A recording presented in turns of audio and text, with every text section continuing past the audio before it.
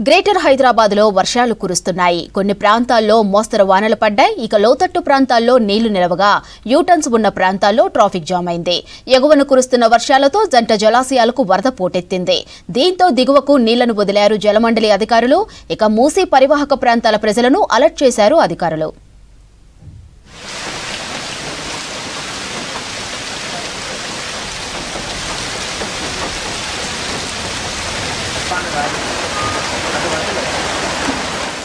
మరో 2 రోజులు వర్షాలు కురుస్తాయని సూచించారు వాతావరణ శాఖ అధికారులు. భారీ నుంచి అతి భారీ వర్షాలు కురిసే అవకాశం ఉందని తెలిపారు.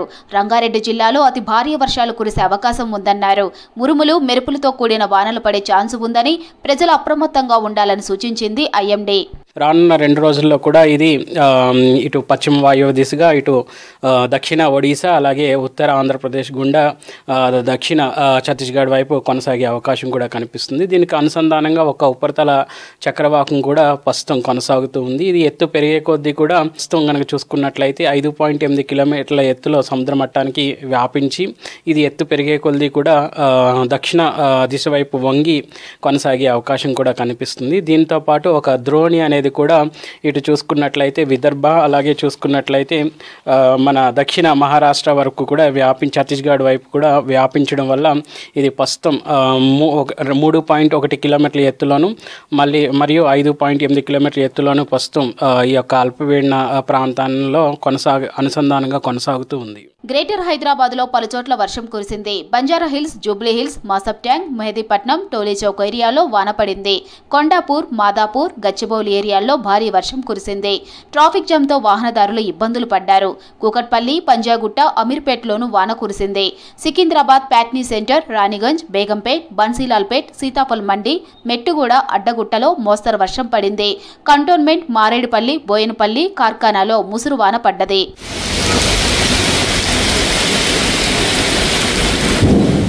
రంగారెడ్డి జిల్లాలోని రాజేంద్రనగర్, అత్తాపూర్, మైలార్దేవ్పల్లి, బండ్లగూడ, కిస్మత్పూర్, హైదర్ షాకోట్, నార్సింగ్, కోకాపేట్, మణికొండ, పుప్పాలగూడ, గండిపేట ప్రాంతాల్లో కురిసింది వర్షం. నగర్ శివారు ప్రాంతాల్లోనూ వర్షం పడింది. కుత్బుల్లాపూర్ పరిసరాల్లో వర్షానికి ఇబ్బందులు పడ్డారు స్థానికులు.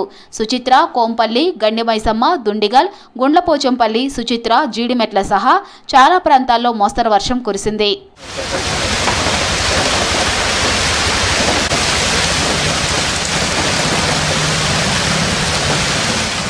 ఎగువన కురుస్తున్న వర్షాలకు ఉస్మాన్ సాగర్, హిమాయత్ సాగర్ కు వరద వస్తోంది. హిమాయత్ సాగర్ కు 1200 క్యూసెక్కుల నీళ్లు ఇన్ఫ్లో, 1981 అవుట్ఫ్లో ఉంది.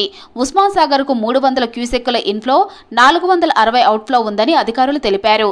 ఉస్మాన్, హిమాయత్ సాగర్ల 2 గేట్లు 3 ఫీట్లు ఎత్తి మూసీలోకి నీళ్లను వదిలారు.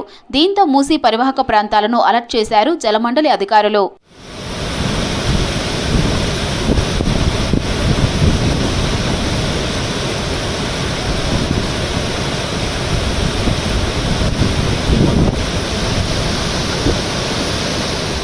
రెండు రోజులు వర్షాలు ఉన్నాయన్న ఐఎండీ సూచనలతో అధికారులు అలర్ట్ అయ్యారు. లోతట్టు ప్రాంతాల ప్రజలు అప్రమత్తంగా ఉండాలని, అత్యవసరమైతేనే బయటికి రావాలని సూచించారు.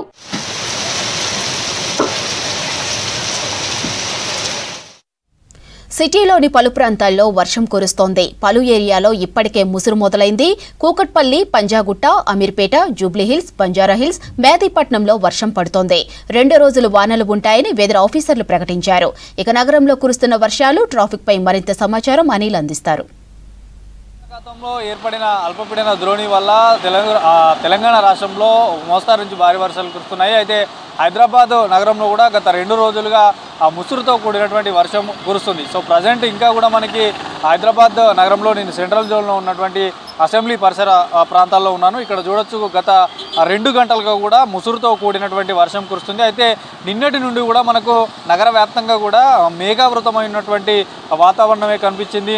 మేఘాలు మొత్తం కూడా నగరాన్ని కప్పబడి ఉన్నాయి. అయితే ప్రజెంట్ ఇంకా కూడా ఈ ముసురు కంటిన్యూ అవుతుంది. అయితే మనకి ఇంకొక 2 రోజుల వరకు కూడా వర్ష సూచన ఉందంటూ కూడా హైదరాబాద్ వాతావరణ శాఖ అధికారులు కూడా తెలిపారు. అయితే అత్యవసరం అయితే తప్ప బయటికి ఎవరు రావద్దంటూ కూడా చెప్తున్నారు. అయితే మనకి ప్రజెంట్ సిటీలో చాలా ఏరియాలో వర్షం కురుస్తుంది. East zone, west zone, north, so అన్ని జోన్లలో కూడా వర్షం కురుస్తుంది. అయితే మనకి వాతావరణ శాఖ అధికారులు తెలిపిన వివరాల ప్రకారం మాత్రం ఇటు కుత్బుల్లాపూర్, కూకట్పల్లి, సికింద్రాబాద్ ఈ ఏరియాలో మోడరేట్ టు హెవీ రెయిన్ఫాల్ నమోదయ్యేటువంటి అవకాశం ఉందంటూ కూడా చెప్పారు. ఇక ఇటు చార్మినార్ కానీ ఉప్పలు, కీసర, ఖైరతాబాద్ ఈ ఏరియాలో మోడరేట్ రెయిన్ఫాల్ వెరీ లైక్లీ నమోదవుతుందంటూ కూడా చెప్తున్నారు. ఇక మరోవైపు లైట్ టు మోడరేట్ రెయిన్ అనేది ఇటు రాజేంద్రనగర్, శంషాబాద్, ఎల్బీ నగర్ ఈ ఏరియాలో నమోదవుద్దు అంటూ కూడా చెప్తున్నారు. ఇక పూర్తిగా కూడా జిహెచ్ఎంసీ ఏరియా మొత్తం కూడా ఈ యొక్క మోస్తారు నుంచి భారీ వర్షం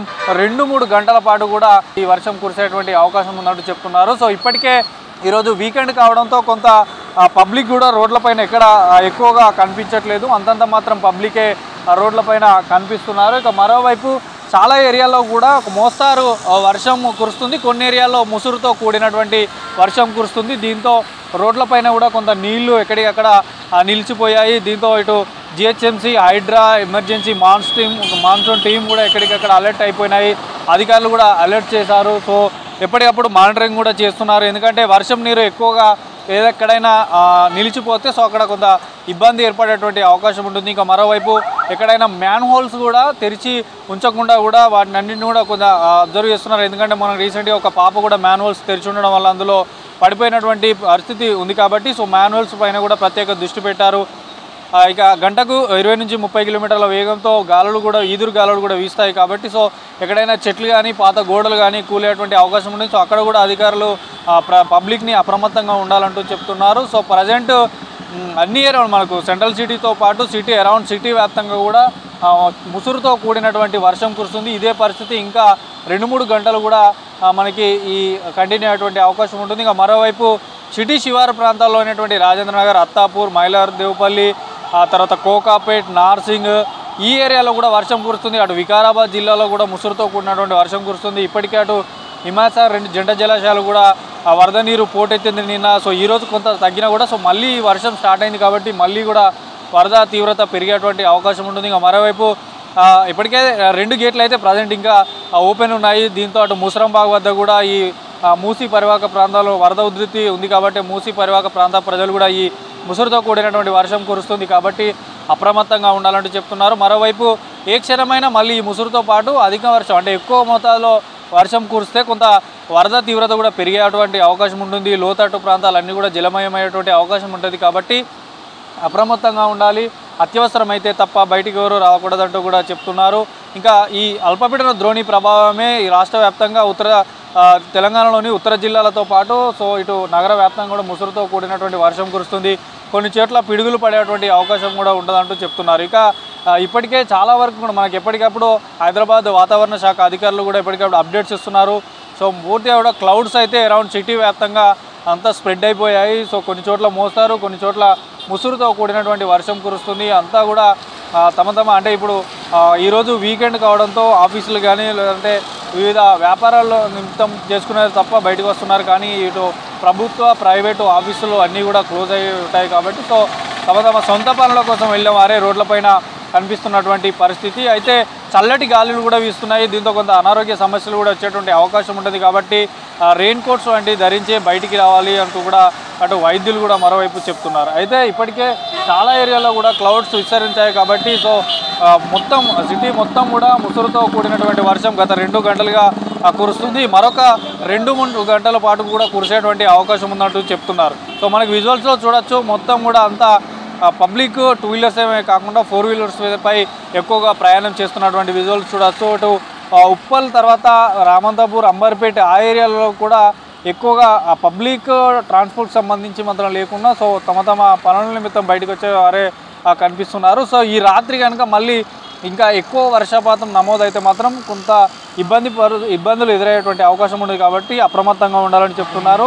సో ప్రజెంట్ అయితే ఇంకా వర్షం కంటిన్యూ అవుతుంది. ఈరోజు అర్ధరాత్రి వరకు కూడా ఇదే సిచ్యువేషన్ కొనసాగేటువంటి అవకాశం ఉంటుంది కాబట్టి పబ్లిక్ అంతా అప్రమత్తంగా ఉండాలి. మూసీ పరివాహక ప్రాంత ప్రజలు కూడా అప్రమత్తంగా ఉండాలంటూ చెప్తున్నారు. మరోవైపు అత్యవసరమైతేనే బయటికి రావాలి. మ్యాన్హోల్స్ కానీ సో ఈ రోడ్లపైన గుంతలు ఉన్న చోట వద్ద కూడా కొంత చూసుకుంటూ జాగ్రత్తగా వ్యవహరించాలంటూ కూడా చెప్తున్నారు. సో ప్రజెంట్ అరౌండ్ సిటీ వ్యాప్తంగా కూడా ముసురుతో కూడినటువంటి వర్షం కురుస్తుంది. ఇదే పరిస్థితి మరొక 2 గంటలు అంటే మిడ్ నైట్ వరకు కూడా ఉండేటువంటి అవకాశం ఉంది. సో ఇది వర్షానికి సంబంధించినటువంటి లేటెస్ట్ అప్డేట్స్. వీడియో జర్నలిస్ట్ అశోక్తో అనిల్, V6 న్యూస్, హైదరాబాద్. పేద రోగులకు కార్పొరేట్ ట్రీట్మెంట్ అందిస్తూ దేశంలోనే ప్రసిద్ధిగాంచిన నిమ్స్ హాస్పిటల్ను విస్తరిస్తుంది రాష్ట్ర ప్రభుత్వం.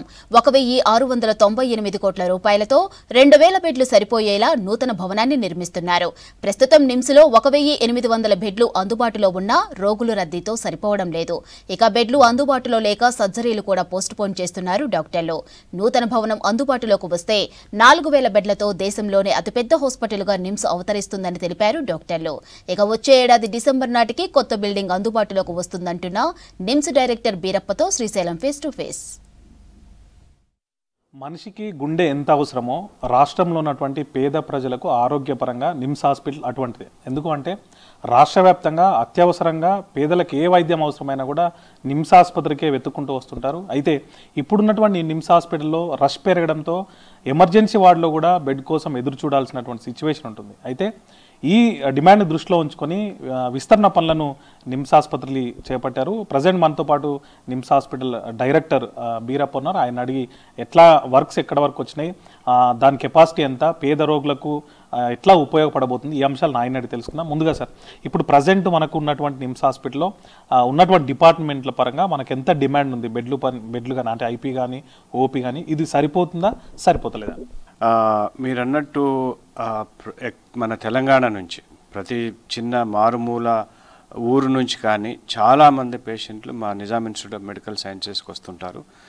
అండ్ అన్ని రెఫరల్స్ మన గవర్నమెంట్ దవాఖానలో తెలంగాణలో ఉన్న ప్లస్ పక్కన ఉన్న స్టేట్స్ కర్ణాటక అనుకోండి, ఒరిస్సా బార్డర్ అనుకోండి, ఛత్తీస్గఢ్ నుంచి చాలా స్పెషలైజ్డ్ డిసీజెస్ ఉంటాయి, వాటి కాంప్లెక్స్ డిసీజెస్ ఉంటాయి. వాటి కోసం మనకి చాలా పేషెంట్స్ ఇక్కడికి వస్తారు.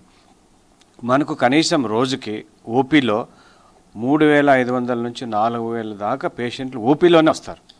ఇది కాకుండా ఎమర్జెన్సీకి రోజు ఒక రాత్రిలోనే 80 నుంచి 90 వరకు వస్తారు. మొన్న 2 రోజుల కింద అయితే 120 మంది పేషెంట్లు ఒక్క ఎమర్జెన్సీకి వస్తారు. సో మాకు ప్రస్తుతానికి బెడ్ కెపాసిటీ వచ్చి 1,639 బెడ్ కెపాసిటీ. అంటే దాంట్లో 1,500 రెగ్యులర్ పేషెంట్లు అడ్మిట్ చేసుకోవడానికి, మిగతా 139 క్యాన్సర్ పేషెంట్లకు మందించి డే కేర్ అంటాం అన్నమాట. Day care dialysis plus day care chemotherapy, వాటికి మిగతా 139 బెడ్లు ఉన్నాయి. సో రోజు అడ్మిషన్స్ వచ్చేసి 100-150 దాకా అడ్మిషన్స్ ఉంటాయి. ప్లస్ ఎమర్జెన్సీ అదొక 90 దాకా ఉంటాయి అడ్మిషన్. సో దీనివల్ల కొంచెం మీరు అన్నట్టు కొంచెం బెడ్స్ ఇబ్బందిగా ఉంది. డిశ్చార్జ్ అవుతుంటారు రోజుకు 100. సో 100 డిశ్చార్జ్ అయితే వచ్చే పేషెంట్లు ఎక్కువగా ఉన్నారు. ఓ ఎక్స్పాన్షన్ అనేది చాలా అవసరము ఈ ఇన్స్టిట్యూట్కి అని చెప్పేసి ఒక సపరేట్గా మనకి ఎర్మంజిల్ కాలనీలో ఆల్మోస్ట్ 30 acres ఆఫ్ ల్యాండ్ ఇచ్చి అక్కడ ఎక్స్పాన్షన్ వర్క్ బాగా స్పీడ్గా జరుగుతున్నది. సో దాంట్లో ఒక 2,000 పడకలు వస్తున్నాయి. సో 2,000 పడకలు ఇప్పుడు అర్జెంటుగా మనకు డెఫినెట్గా కావాల్సింది ఒక 600-700 దాకా మనకు బెడ్స్ కావాలి.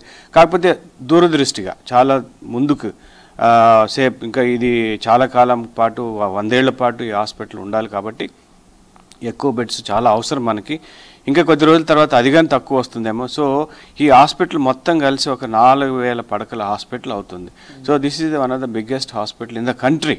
దానికి సరే ఇక్కడ ఉన్న ఎన్ని డిపార్ట్మెంట్స్ ఉన్నాయి, అక్కడ ఎన్ని డిపార్ట్మెంట్స్ ఉన్నాయంటే ఇక్కడ మన దగ్గర ఆల్మోస్ట్ 38 డిపార్ట్మెంట్లు ఉన్నాయి. అక్కడ ఏం డిపార్ట్మెంట్లు అంటే ఇప్పుడు ఒక్కొక్కసారి ఏమవుతుందంటే ఇప్పుడు ఆంకాలజీ బ్లాక్ అని ఉంది. సో ఆంకాలజీ బ్లాక్ అది క్యాన్సర్ బ్లాక్. సో మొత్తం క్యాన్సర్ పేషెంట్స్కి అన్నిటికీ అక్కడ ఆంకాలజీ బ్లాక్ అని, అలాగే స్పెషాలిటీ బ్లాక్ అని ఇప్పుడు ఉన్నది మనకి.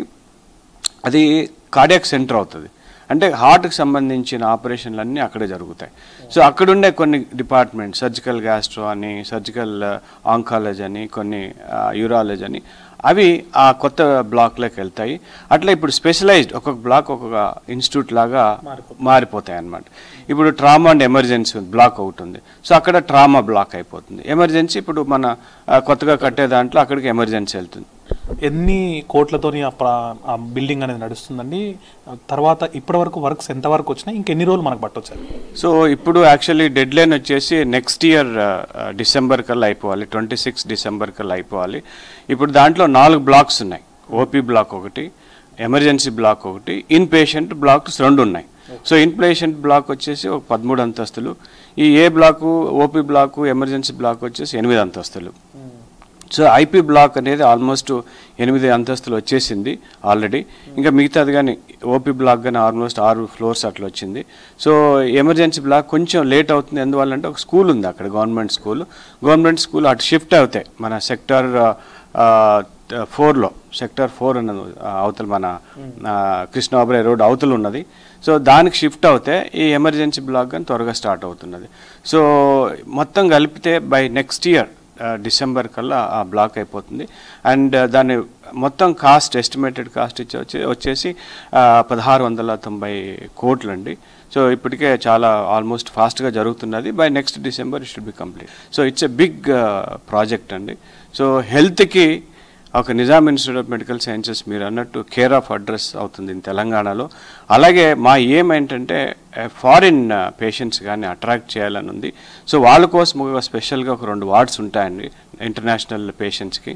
సో వాళ్ళకి కానీ స్పెషలైజ్డ్ ట్రీట్మెంట్ ఇస్తే so this will become one of the international hospital in the country. Thank you sir. ఇది చూసినాం కదండి, ఇప్పటికే నిమ్స్ హాస్పిటల్ అనేది పేద రోగులకు రాష్ట్రంలోనే కాదు దేశవ్యాప్తంగా ఒక ప్రసిద్ధి అనేది ఉంది. ఎందుకంటే ఇక్కడ అన్ని రకాలుగా ఉచితంగా ట్రీట్మెంట్ ఉంటుంది. అంటే ఇటు ఆరోగ్యశ్రీ కానీ లేకపోతే ఏమైనా ఇతర స్కీమ్స్ సంబంధించినటువంటి కార్డుల మీద కూడా ఇక్కడ ఉచితంగా పేదలకు ట్రీట్మెంట్ చేస్తారు. ఎక్కడ ఎవరికి ఇబ్బంది అయినా ఏ మధ్యతరగతి కానీ పేదలకు ఖచ్చితంగా నిమ్స్కే వస్తుంటారు. అయితే ఇప్పుడు ఉన్నటువంటి పడకలకు తోడు కొత్తగా వచ్చినటువంటి 2000 బెడ్లతోని ఈ హాస్పిటల్ అనేది దేశంలోనే ఒక నంబర్ 1 హాస్పిటల్గా ఎదుగుతుందని చెప్పి డైరెక్టర్ బీరప్ప చెప్తున్నారు. కెమెరామెన్ హర్షతో శ్రీశైలం, V6 న్యూస్, హైదరాబాద్. మేడ్చల్ జిల్లా నిజాంపేట్లోని శ్రీ హోలిస్టిక్ హాస్పిటల్లో అరుదైన చికిత్స నిర్వహించామని తెలిపారు కార్డియాలజిస్ట్ డాక్టర్ రామచంద్ర. దేశంలోనే మొట్టమొదటిసారిగా క్యూడాట్ టెక్నాలజీతో గుండెదడ ఆపరేషన్ను విజయవంతంగా చేశామన్నారు. ఇక ఇప్పటి వరకు 7గురికి పైగా ఆపరేషన్ సక్సెస్ చేశామన్నారు.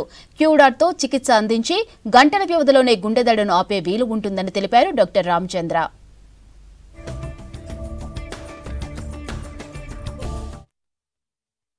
ఇవాళ శ్రీ హోలిస్టిక్ హాస్పిటల్లో for the first time in the country, అంటే ఇండియాలో ఫస్ట్ టైం మనం క్యూడాట్ అనే ఒక టెక్నాలజీ వాడి గుండె దడ, ఏట్రియల్ ఫిబ్రిలేషన్ అనేది అన్నిటికన్నా కామనెస్ట్ దడ. అంటే గుండె దడ కొట్టుకున్నట్టు అవటం, నడుస్తుంటే ఆయాసం రావటం, ఫెటీగ్ అవ్వటం, బ్రెయిన్ స్ట్రోక్ రావటం.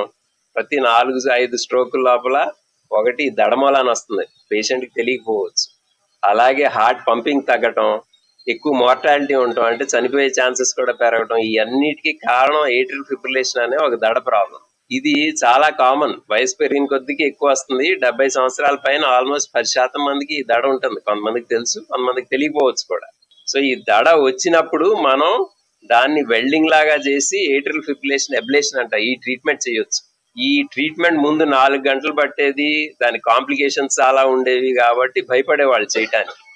ఇప్పుడు మనం ఈ క్యూడాట్ టెక్నాలజీ లోపల స్పెషల్లీ ఏట్రియల్ ఫిబ్రిలేషన్ సెంటర్ అనేది ఒకటి ఓపెన్ చేసి అక్కడ ఈ దడ ప్రాబ్లం ఉన్న వాళ్ళకి మనం ఈ కొత్త టెక్నాలజీలో ఏంటంటే ఈ వెల్డింగ్ లాంటిది ఏదైతే చేస్తామో, ఏదైతే ఎక్కువ టైం పట్టేదో ఇది 2 to 4 సెకండ్స్ లోనే అయిపోతుంది ఒక్కొక్క చోట. సో ఈ మొత్తం ప్రొసీజర్ ఒక less than 1 hour లోపల చేసి మనం సేమ్ డేనే డిశ్చార్జ్ చేసేయచ్చు. కాంప్లికేషన్స్ కూడా చాలా తగ్గిపోయినాయి. అలాగే ఎఫికసీ అంటే మళ్ళా దడ రాకుండా ఏదైతే ఉంటుందో దాని ఛాన్సెస్ ఆల్మోస్ట్ 80 to 90% పెరిగింది ఈ టెక్నాలజీతో. ఇది for the first time in India ఈ క్యాథెటర్ వాడి మనం చేస్తున్నాం.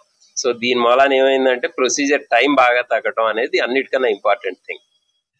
Extremely caring and highly patient oriented rather than process oriented or anything else.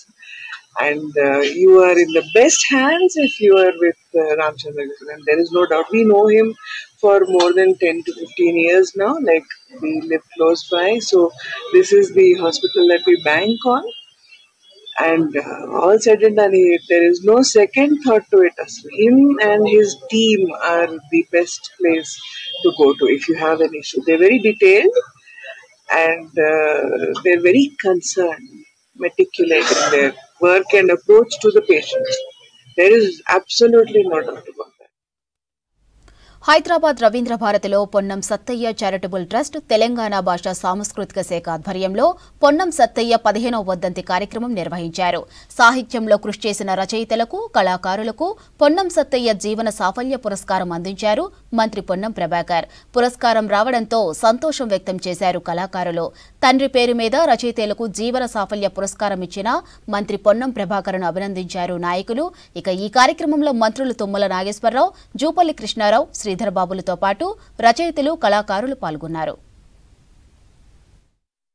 ఆయన నేను చాలా సంవత్సరాలు దగ్గరగా చూసిన స్వర్గీయులు పొన్నం సత్తయ్య గారు. మేము పోయి మాట్లాడుతూ ఉన్నప్పుడు అందరిలో ఒక్కరిగా ఎప్పుడు కూడా బాగా పనిచేయాలి, కలిసి పనిచేయండి, ముందుకు నడవండి అని వారి ఇంటికి పోయినప్పుడల్లా ఎంతో ప్రేమపూర్వకంగా అభిమానంతో మాట్లాడుతూ ఉన్న సన్నివేశాలు ఈరోజు మేము మరొకసారి జ్ఞప్తికి తెచ్చుకుంటా ఉన్నాం. ఈరోజు వారు ఒక బాట వేస్తే ఆ బాటపై నడిచేయడానికి ప్రయత్నం చేస్తూ ఉన్నారు మా సోదరులు పొన్నం ప్రభాకర్ గారు.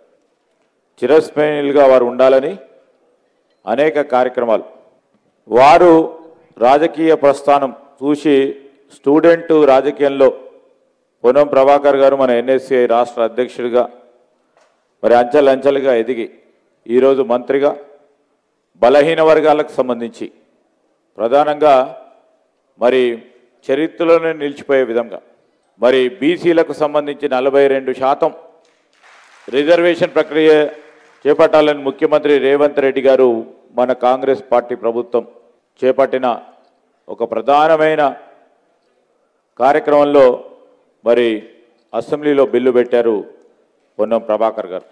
అదే సత్తయ్య గారు ఉంటే ఎంతో సంతోషపడేవారు. వాళ్ళ నాన్నగారు ఉంటే నిజంగానే వారి యొక్క జీవితం అనేది సార్థకతమైంది. అందుకే కొడుకులు ప్రయోజకులైతే తండ్రికి అంతకు మించిన సంతోషం లేదు. ఆ ప్రయోజకుడు ఏ స్థాయిలో అయిందంటే మన పొన్నం ప్రభాకర్ గారు తండ్రిని మించిన తనయుడిలాగా వారు జీవితంలో పోరాటం చేస్తే తెలంగాణ ఉద్యమంలో పోరాటం చేసిండు. ఇలా 42% బీసీల కోసం ప్రత్యేకమైన పాత్ర తన వద్ద పాత్ర పోసినటువంటి వ్యక్తి. అట్లాగే అశోక్ గారైనా, రవిచంద్ర గారైనా అందరూ కూడా ప్రయోజకులైనరు. రెండవది, ఇంతకుముందు మన పాట పాడినట్టు కొమరమ్మ గారు బలగం పాటలు మాట్లాడినట్టుగా ఉమ్మడి కుటుంబ పరంగా చూసినా కూడా మనం ఆదర్శంగా తీసుకోవాలి. తండ్రి గారి జ్ఞాపకార్థం నేను చాలా అరుదు చూస్తూ ఉంటాం. జ్ఞాపకార్థం వారి యొక్క జీవన సాఫల్య పురస్కారాన్ని ఏర్పాటు చేసే కార్యక్రమం చేసి మరి అందులో ఇద్దరిని కూడా ఈరోజు సెలెక్ట్ చేసి వారు కూడా అంటే ఒక గురువుగా కావచ్చు, ఈనాడు వారి యొక్క పొన్నం సత్తయ్య గారికి ఉన్నటువంటి సంబంధాలు బట్టి వారి యొక్క క్యాపబిలిటీస్ బట్టి ఈరోజు వాళ్ళు సెలెక్ట్ చేయడం జరిగింది. మరి వాళ్ళకి పాటలు కూడా ఇలా సమాజాన్ని ప్రేరేపణ చేసేటువంటి పాటలు పాడుతూ ఉన్నాయి. కాబట్టి ఆయన ఎంత కష్టపడ్డా, ఎంత కాయ కష్టం చేసినా, ఆయన జీవితం కోసం బతకటం కోసం బొంబాయి పోయి మళ్ళీ వచ్చి వ్యవసాయం చేసినా, పాలు పితికినా, వాళ్ళ పిల్లల్ని ప్రయోజకులను చేసి ఇందాక పెద్దలు చెప్పినట్లుగా చిన్న వయసులోనే రాజకీయాల్లోకి వచ్చి ఒక విద్యార్థి నాయకుడిగా, దాని తర్వాత అంచెలంచెలుగా ఈ రోజున సమాజంలో ఒక మంచి కార్యక్రమాన్ని చేసే అవకాశం సత్తయ్య గారి దయ వల్ల ప్రభాకర్ గారికి దక్కింది అని చెప్పి మీకు ఈ సందర్భంగా మనం చేస్తున్నాం. ఆనాడు తెలంగాణ ఉద్యమంలో కాంగ్రెస్ పార్టీలో ఉండి కూడా, ఆ పార్టీ కేంద్రంలో అధికారంలో ఉంటే కూడా ఒక్కొక్కసారి ధిక్కరించి తెలంగాణ సమాజం కోసం, తెలంగాణ కావలసినటువంటి అత్యవసరమైనటువంటి సామాజిక మార్పు కోసం నా తెలంగాణ నాకు కావాలని పెద్దలు షేట్కర్ గారి ద్వారా, అనేక పార్లమెంటు సభ్యుల ద్వారా, మేము వేరే పార్టీలో ఉన్న పోరాట యోధుడిగా ప్రభాకర్ గారు నిలిచారు అని చెప్పి మీకు ఈ సందర్భంగా మనం చేస్తాం. ప్రభాకర్ గారు వారి కుటుంబ సభ్యులకి ఈ మంచి కార్యక్రమాన్ని మీకు భగవంతుడు ఎంత అవకాశం ఇస్తే అంత కొనసాగించి మిగతా కుటుంబాలకి, మిగతా వాళ్ళందరికీ కూడా మార్గదర్శకంగా ఉండేటట్టుగా ఈ యొక్క మంచి కార్యక్రమాన్ని మాడభూషి శ్రీధర్ గారు, హరికృష్ణ గారు, శ్రీలక్ష్మి గారు కమిటీగా వాళ్ళు ప్రతి సంవత్సరము ఎంపిక చేయడానికి వాళ్ళు ఒక జ్యూరీ కమిటీ అని వాళ్ళ నలుగురు కూడా మా కుటుంబానికి శ్రేయోభిలాషులుగా ఉన్నటువంటి వాళ్ళు ఎంపిక చేయడం జరిగింది. వ్యవసాయ కుటుంబం నుంచి వచ్చినాము. 1982 ఆ 83 ప్రాంతంలో 10వ తరగతి పిల్లగాడిగా వీళ్ళతో పాటుగా ఒక అప్పారావు సార్ అని ఇంకా ఇతర చాలా పెద్దలకు ముఖ్యంగా టీచింగ్ ప్రొఫెషన్లో ఉన్నటువంటి వాళ్ళందరికీ పాలు పోయి ఇంటికి పాలు ఇచ్చేటువంటి వాళ్ళం. మా నాయన పాలు విడితే పాలు ఇచ్చేటువంటి వాళ్ళం. వారు నవీన్ గారు ఇప్పుడు చెప్పినటువంటి సందర్భాన్ని నేనే గర్వంగా, ఎందుకంటే మా వృత్తి వ్యవసాయం ద్వారా ఇక్కడికి వచ్చినామనేటువంటి మాట చెప్పుకోవడానికి ప్రభాకర్ పాలు వీళ్ళంతా కూడా మాకు చిన్నప్పటి నుంచి కూడా మాకు చాలా దగ్గర ఆత్మీయ సంబంధం ఉంది. సో వారి రోజు వారి తండ్రి పేరు మీద, పన్ను సత్తయ్య గారి పేరు మీద నాకు ఈ పురస్కారాన్ని అందించినందుకు వాళ్ళకి నేను హృదయపూర్వకంగా కృతజ్ఞతలు తెలియజేస్తున్నా.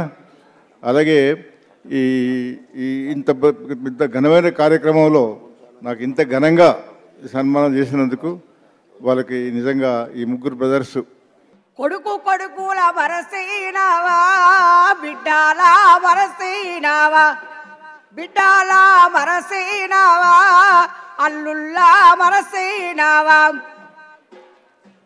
బిడ్డ కొడుకుల వరసైనావా, బిడ్డల వరసైనావా, భార్యాని మరసైనావా, బయలెల్లి పోయినావా, బలగాన్ని మరసైనావా, బాంధవల మరసైనావా, నువ్వెక్కడెళ్ళినావు సత్తయ్యా,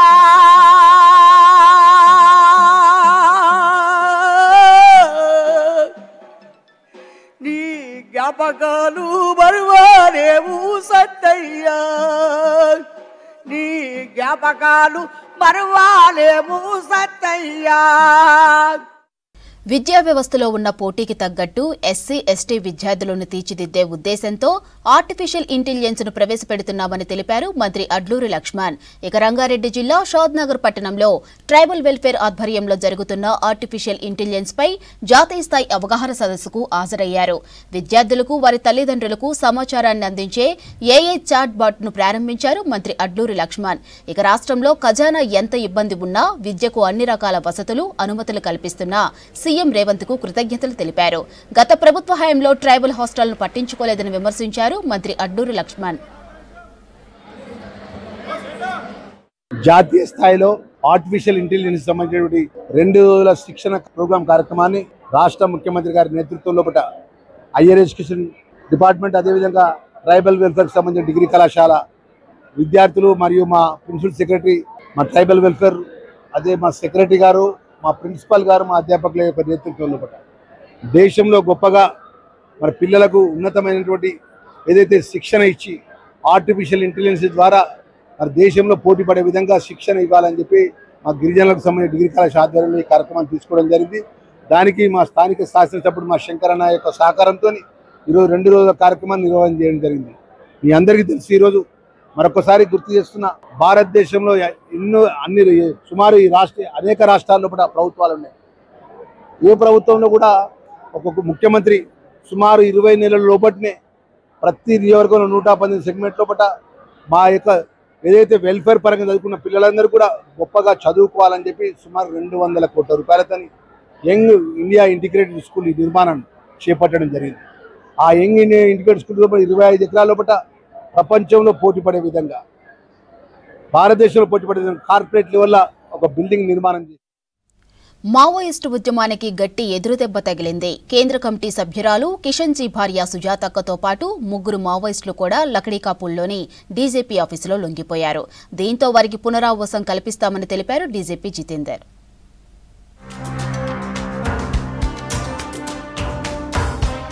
హైదరాబాద్ లకడీకపుల్ డీజీపీ కార్యాలయంలో మోస్ట్ వాంటెడ్ మావోయిస్టు సుజాతక్క అధికారుల ఎదుట లొంగిపోయారు.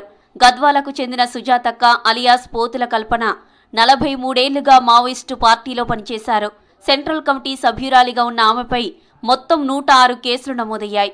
25 లక్షల రూపాయల రివార్డు కూడా ఉంది. 1984లో ఆగు మల్లోజుల కోటేశ్వరరావు అలియాస్ కిషన్జీని వివాహం చేసుకున్నారు. కిషన్జీ మరణించిన తర్వాత పార్టీలో క్రియాశీలకంగా పనిచేశారని తెలిపారు DGP Jitender.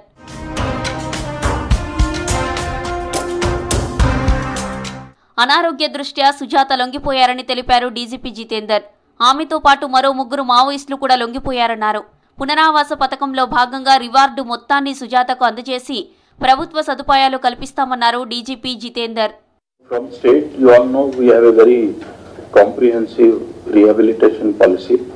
So she will get 25 lakhs reward amount, which is on her.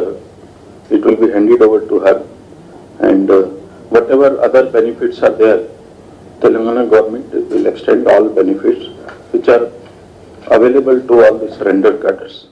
ఈ ఏడాదిలో 404 మంది యూజీ క్యాడర్లు, 4 రాష్ట్ర కమిటీ సభ్యులు, 1 డివిజన్ కమిటీ కార్యదర్శి, 8 మంది డివిజనల్ కమిటీ సభ్యులు, 34 మంది ఏరియా కమిటీ సభ్యులు లొంగిపోయారని తెలిపారు డీజీపీ. ప్రస్తుతం సిపిఐ మావోయిస్టులో తెలంగాణకు చెందిన వారు 78 మంది ఉన్నారన్నారు.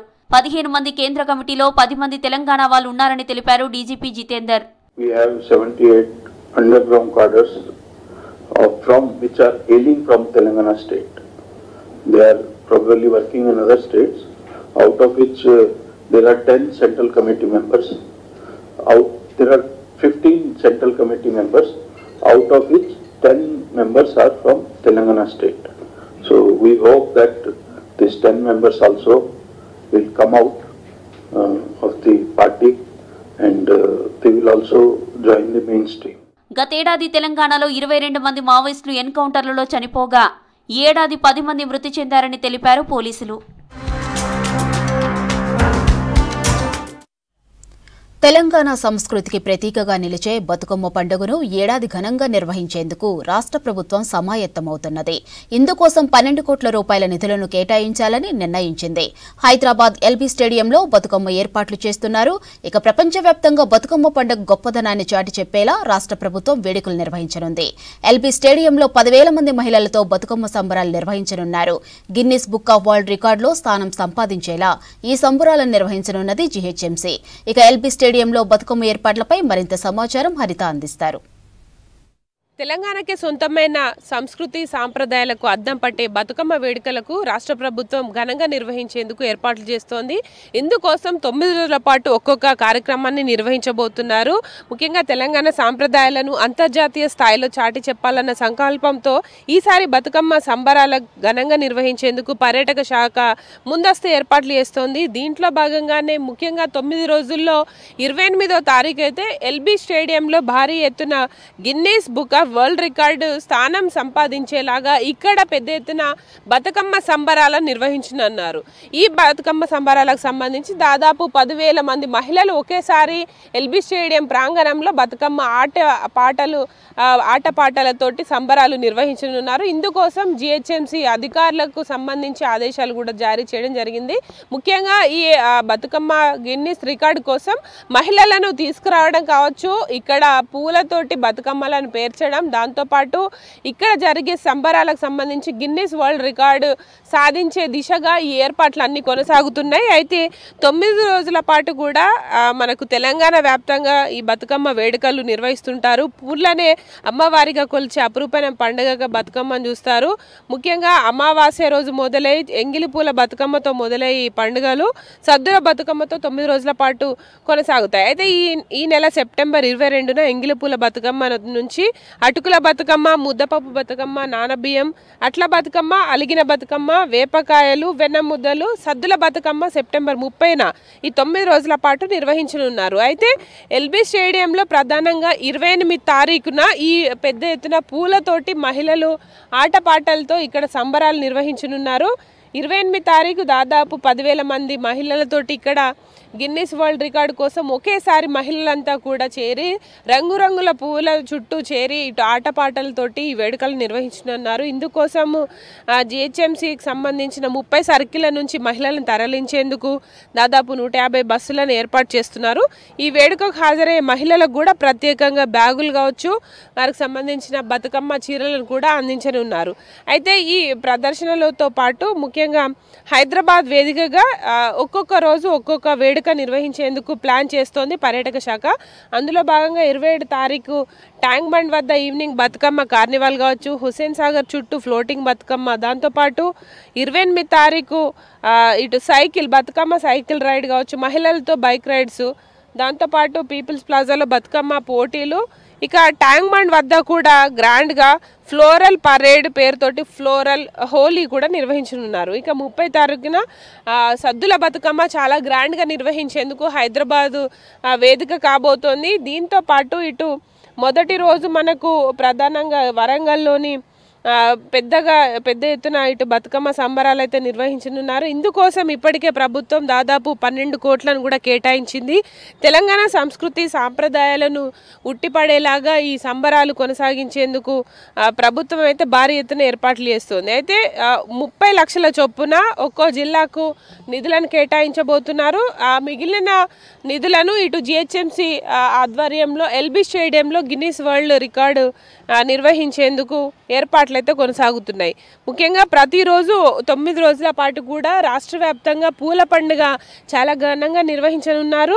అయితే తొలి రోజు వరంగల్లోని 1000 స్తంభాల గుడి వద్ద ఈ సంబరాలు ప్రారంభమవుతాయి. హుస్సేన్ సాగర్ వద్ద మనకు పీపుల్స్ ప్లాజా కావచ్చు, హుస్సేన్ సాగర్, అట్లాగే బతుకమ్మ ఘాట్ వద్ద భారీ ఎత్తున సద్దుల బతుకమ్మ ఉంటుంది.